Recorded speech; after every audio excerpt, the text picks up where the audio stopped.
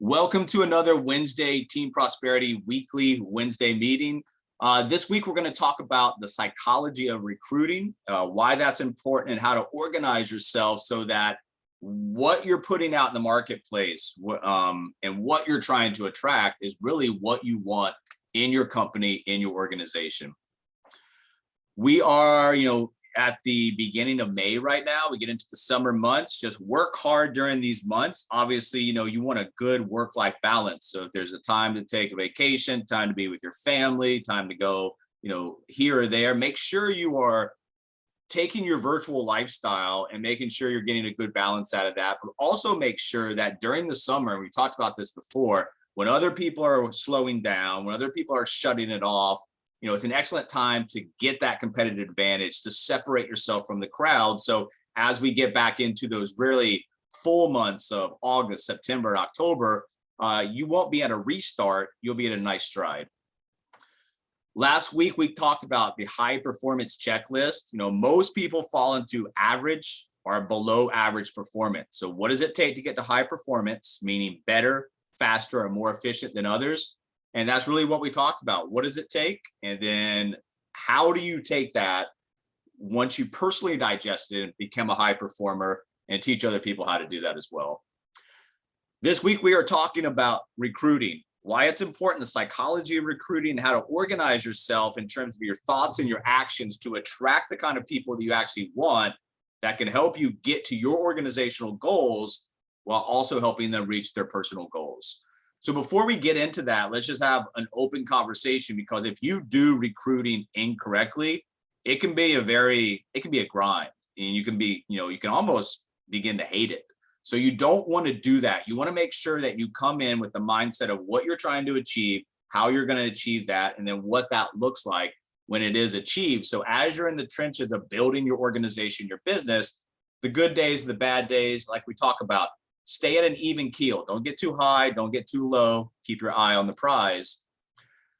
This is an excellent time to be building businesses, building online businesses, building virtual businesses. A lot of those freedoms that we've been taking part of and taking advantage of for the past several years, people want that, people desire that, and people are looking for that. So what you have to understand is, as people hit the exits, your ability to go out and have conversations and turn those conversations into, for the appropriate people, meaningful recruits coming into your organization that can have years worth of, income, revenue, business growth from one of those conversations.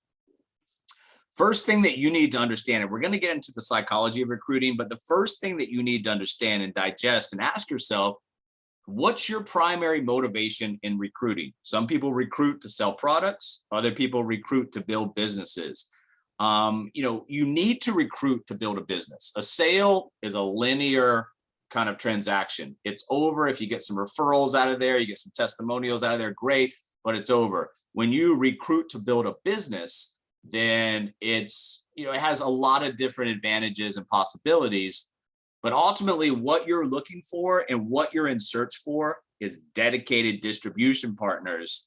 And really, from an aerial point of view, you're trying to build nationwide branch offices, virtual offices, sales teams, whatever you want to label it. And when you have something like this set up, it's very, very profitable.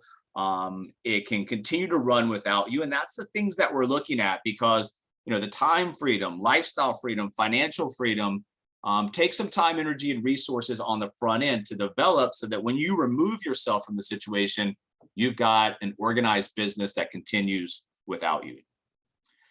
And really that one partner can help you create velocity, can help you create an explosion of growth that helps you start to map out these virtual sales teams across the country.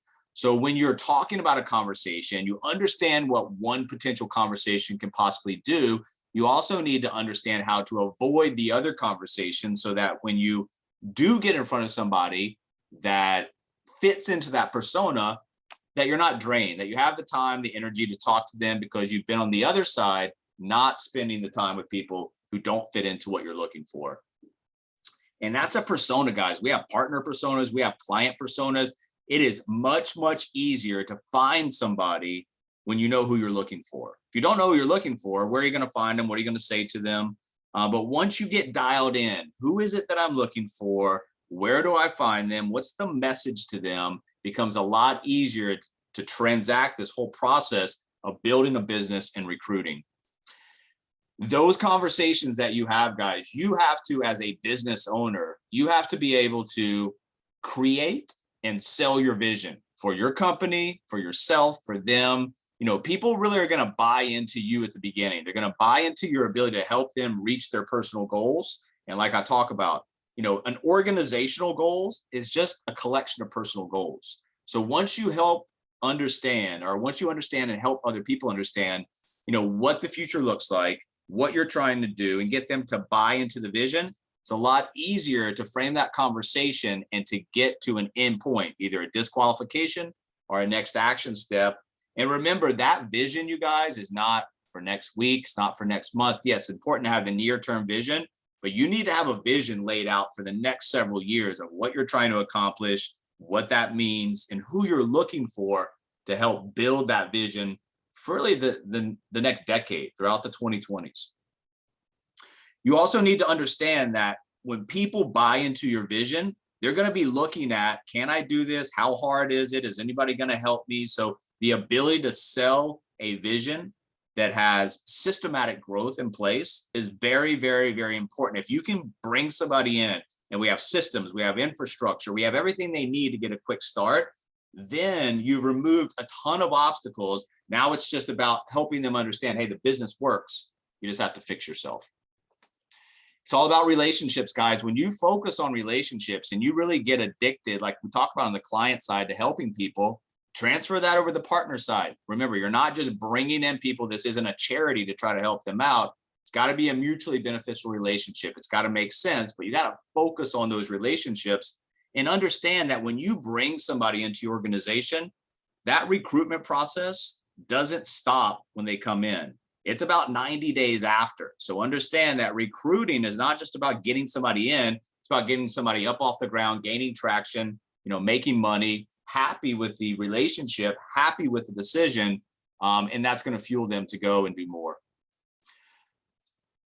When you're talking to people, guys, and you're trying to understand, does this person really get what we're trying to do? Do they fit in with and not just fit in with, a background, a professional background, but also fit into our culture. You can bring in a high performance salesperson and they can be a cancer or a virus to your whole organization. So you have to understand that you're talking to people, you have to evaluate, where they are, who they are, and what they would look like in your organization. So, from a basic standpoint, same thing we're talking about with the clients. It's 5 points. Where are they now?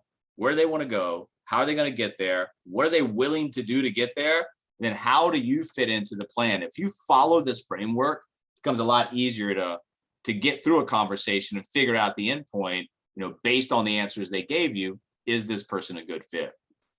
And then also for their goals, guys, if somebody doesn't have a goal, they have no motivation, no aspiration to do anything, just like on the client side, I can't give somebody wants, desires, goals, motivation. So they have to have those in place. Our job is to get them a clear path to get to those goals. So what are the goals? What motivates them? What are the financial goals that will help you obtain your primary goals if they're non-financial? Then the short term, long term, what are their strengths and weaknesses? If somebody says they have no weaknesses, that is a weakness. So, and then, what kind of assets are going to help you meet your goals, challenges, limitations? What do you want? When do you want to achieve your goals? Remember, having a goal is great. Having a timeline to reach that goal kind of takes it from a wish to an actual goal with an action plan. And then how much X are you willing to dedicate? Time, energy, resources, whatever it might be. And then finally, making it real. So when you're talking to somebody, if they haven't obtained the type of success they're looking for in their life, you have to have that open, honest conversations. What stopped you? Hey, if we bring you in, you start hitting these goals, what's that going to look like? How's that going to change your life? And then once again, that age-old question, what are you willing to do to make this real? And then finally, expectations, guys. It's easier to get commitment from both sides when they understand what they're committing to. So it's not just about coming in and signing up and attending some trainings. It's about expectations. We have expectations for clients. We have expectations for partners. And when you lay those expectations out preemptively before somebody comes in, it's easier for them to say, yeah, that makes sense. I can fall in line. I can do that. Or if there's going to be a problem with the expectations, I would much rather know that before they come in than after. So you have expectations to work with you, know what those are, and know how to communicate those to the other side before making a decision on them. It's all about the partnership, guys. The partnership is about taking these blocks, putting them together, and building something special that not only benefits us, but also benefits our clients and our partners as well. And like we've been talking about, one of the things that greatly helped me in my business in terms of time management was the process of qualifying people by disqualifying people. So I've got a checklist of things I'm looking for, and I don't care if it's 5 seconds in the conversation. If I hit one of those disqualifiers, we're done. I'm not going to be rude to them. I'm going to be honest. Hey, I don't want to waste your time. I don't want to waste my time. Here's what I'm seeing early on. Does this make sense? Okay. If it's appropriate, pivot over. You might be able to help them on the client side. Don't have long drawn out conversations with somebody when you disqualified them seconds into the conversation. And remember, guys, don't force pieces that don't fit. You know, we're all entrepreneurs, self-employed. We have a different mentality from the typical W-2 worker, but understand that everybody's wired differently. It's okay. It makes the world go around. Don't force pieces that don't fit. It's going to make this a lot harder, much more of a grind, and you're probably not going to make it through to the other side. So let's get into it, guys. We're going to spend the rest of the time just talking about the psychology of recruiting, the psychology of hiring. What are the best 101 kind of secrets for building an organization or a sales team? Well, first of all, when you're evaluating people, you need to be asking yourself questions. When I'm talking to somebody, you know, what's this potential partner's financial situation?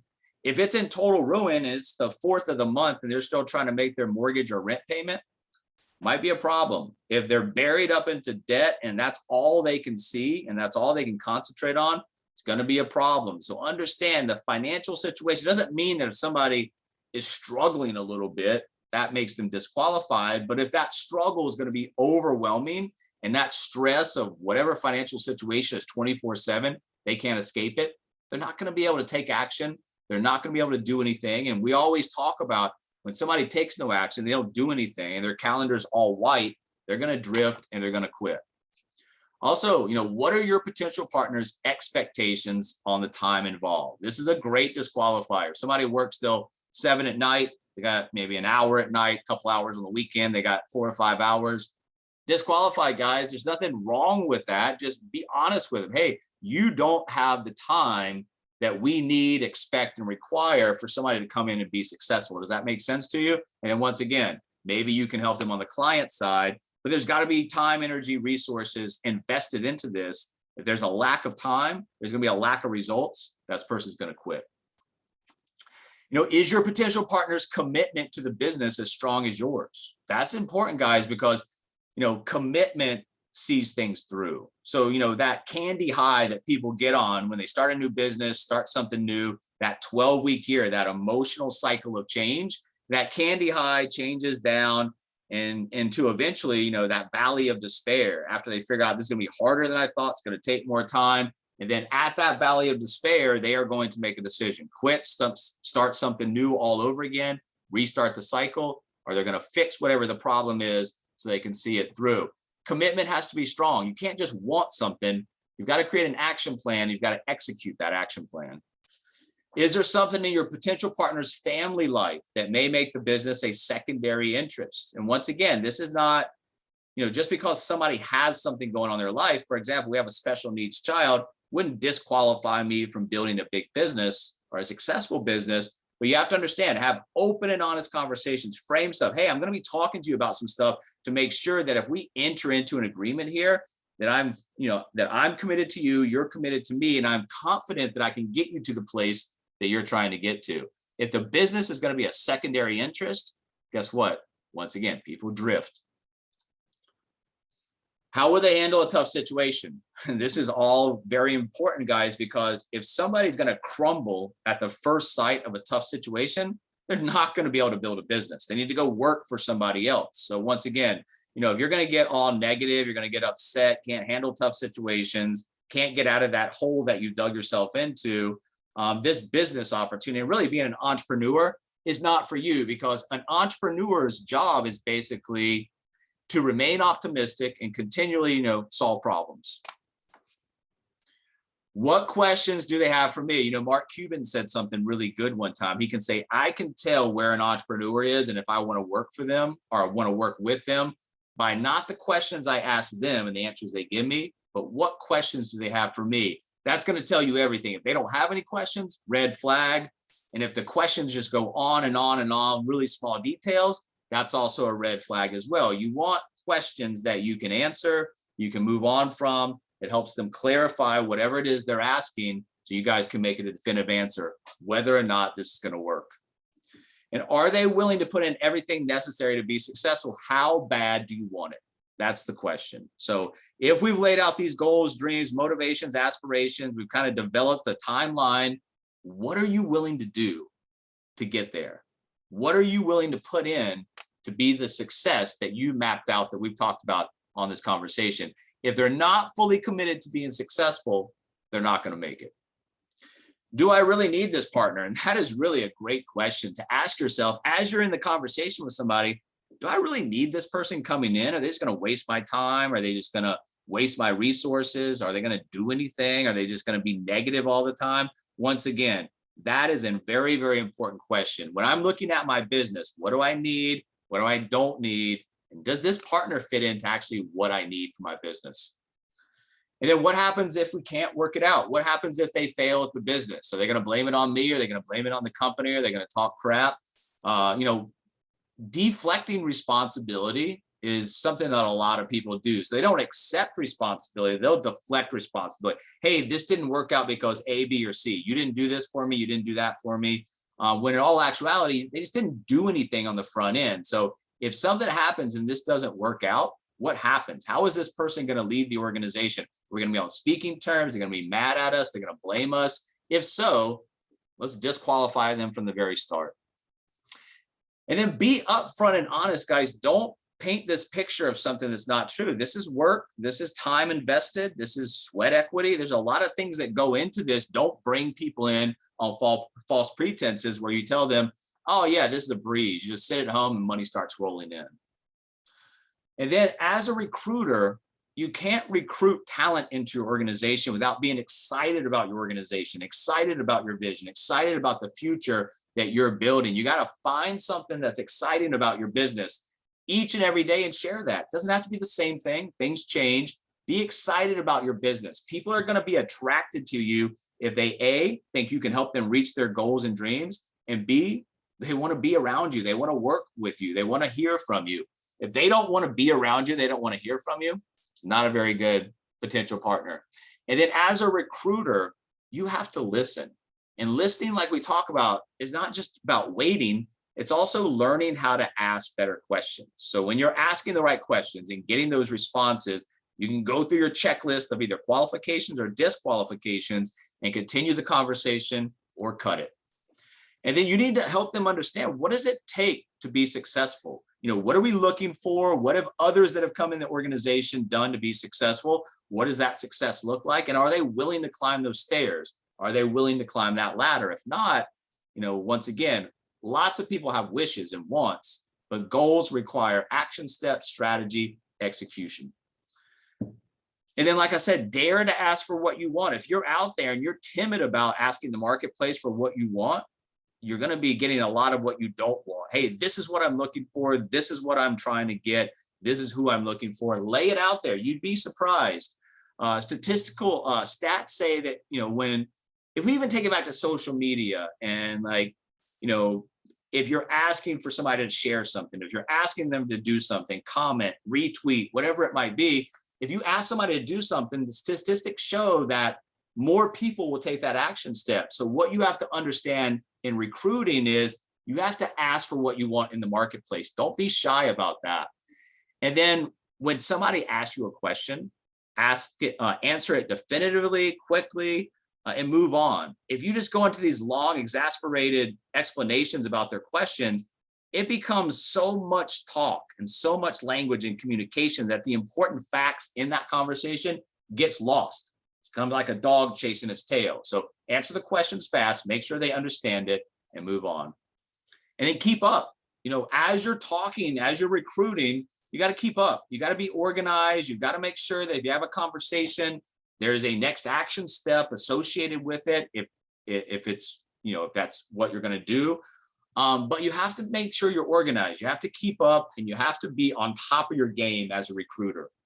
And you got to be bold. And this kind of goes back to what we were talking about, asking for what you want in the marketplace. Stand out. When you get clumped into a bunch of people, marketers, recruiters, salespeople, whatever you want to call it, and you don't stand out, you're just in that crowd, you're going to get lost in the crowd. You have to compete in that crowd. It's hard. Be bold, bring innovation, stand out, ask for what you want, and be willing, guys. This is important. You're not going to be liked by everybody. And the more success that you find in any given area or corner or marketplace, the more haters that you're going to get, the more negative feedback that you're going to get. Expect that and wear it as a badge of honor. As you get more successful, more people are going to try to tear you down. And then you have to understand, as a recruiter, we are making a commitment to the other side. Like talk about time, energy, resources. There's a monetary value to all that. So when you're making a commitment, lay out the commitment for what we can do, lay out the commitment of what we're expecting. If it makes sense, bring them in. If your commitment is more than their commitment, probably a red flag leading indicator. And then talk about the advantages. So what would be the advantages of coming into your organization, working with you? What we do for the client side, what we do for the partner side, the volatility in the marketplace, the inflation, all of these things that we help combat, fix, and fight. Those are advantages in the marketplace right now. So understand where you stand, what you have to offer, and attract the right people with those advantages. And then lay out what the future looks like. This goes back to the vision, you guys. If you have no vision for the future, it's going to be hard to attract talent. You'll attract some people, but they're going to be like-minded. They're not going to have a vision for the future because you didn't lay one out. So understand what you're trying to do, what that looks like, what it will look like for them, and what it takes to get there. And that's about painting the picture. What does 3 years, 5 years down the road look like working with you if we both make the commitment, we both do what we're supposed to do, and we get to that end point that we're painting right now. Sell the dream. And this is kind of like a cliche, corny statement, but you have to understand that people are going to come into a business because they have wants, dreams, motivations, desires. Understand that it's unique in terms of what people want. You got to be able to sell the dream a little bit, because that's the emotional factor that ties them into your business.